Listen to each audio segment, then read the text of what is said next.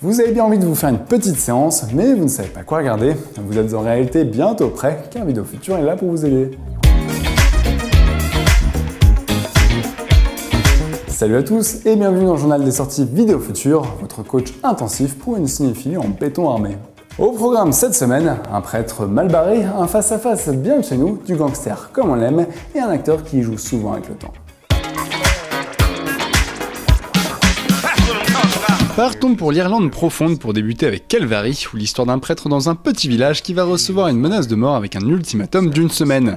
Dans ce microcosme où tout le monde se connaît, l'homme de foi va devoir mener son enquête discrètement, en s'enfonçant petit à petit dans un monde de mensonges, de non-dits et de trahison. Alors c'est sûr, Calvary ne vous donnera pas forcément foi dans l'humanité, mais la force qui en résulte n'en est que plus impressionnante, tant ce superbe drame met le doigt là où ça fait mal, avec une élégance inattendue. We have to ask ourselves, what does this man want? He wants to be loved, he wants to be admired, he wants to be feared.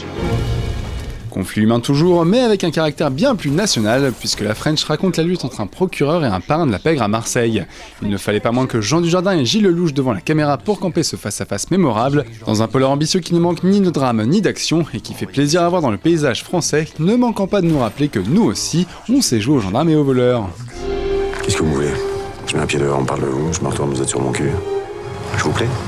J'aime pas les voyous. Cela dit, il faut avouer que c'est inné chez les Américains, comme Ben Affleck le démontrait efficacement avec The Town. Braquage en folie et personnage pour qui la notion de bien ou de mal va sans cesse bouger, tel était le programme du deuxième film en tant que réalisateur du bonhomme, qui faisait preuve d'une réalisation appliquée et d'un rythme savamment géré, laissant le temps à ses personnages de prendre forme pour mieux les secouer dans un script qui ne laisse personne tranquille. Le résultat était net, propre et sans bavure, tel un casse parfaitement exécuté.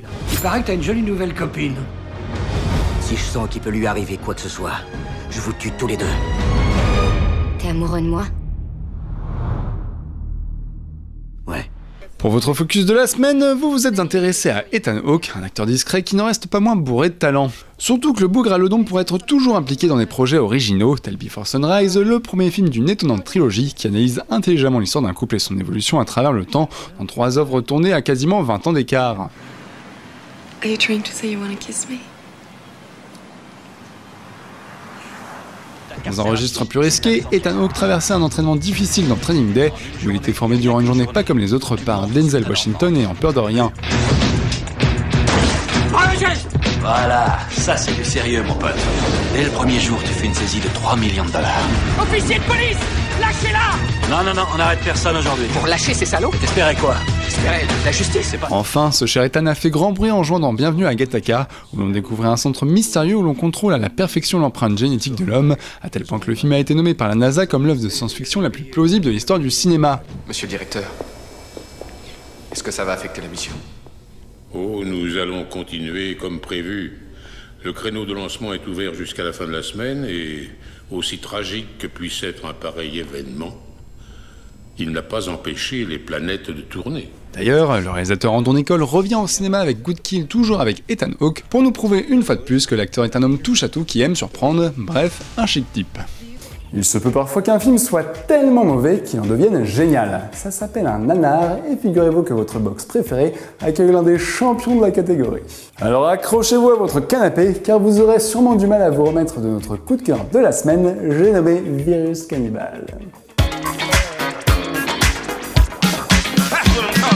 Si vous pensiez que les Sharknado et autres joyeusetés ont toujours été des sommets de nullité hilarantes, vous vous trompiez dans les grandes largeurs, car la vague récente de nanar revendiquée comme telle est en réalité constituée d'œuvres qui se veulent drôles de prime abord. Or, le nanar, le vrai nanar, se prend drastiquement au sérieux, et c'est en ça qu'il devient à mourir de rire tant il est à côté de la plaque. Il fut une époque où l'Italie était reine dans les projets opportunistes, espérant surfer sur les modes, et elle a accouché d'une série de films pas possibles, au budget ridicule, et bricolés n'importe comment à tel point qu'ils en devenaient des perles.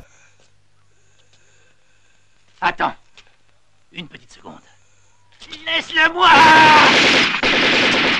Virus Cannibal en est l'un des plus beaux représentants, et entre son doublage français sous cocaïne, ses plans de documentaire animalier sortis de nulle part, la bêtise ultime de son scénario ou sa gratuité totale dans la violence et la nudité, l'ensemble est un tel bazar qu'il en devient spectaculaire. Cannibal de mes fesses! Vous tuerez tous!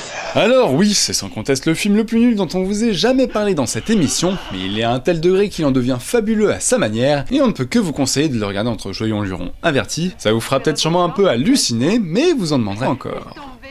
Voilà, le journal des sorties vidéo futures, c'est fini pour cette semaine, et comme il y a toujours des enfants qui en veulent plus, vous devriez leur montrer Agent Casey, la nouvelle série d'espions diffusée tous les samedis à 9h50 sur Disney Channel. Alors n'hésitez pas à donner votre avis sur les séries ou les films grâce à notre page Facebook, et on se retrouve très bientôt pour de nouvelles aventures.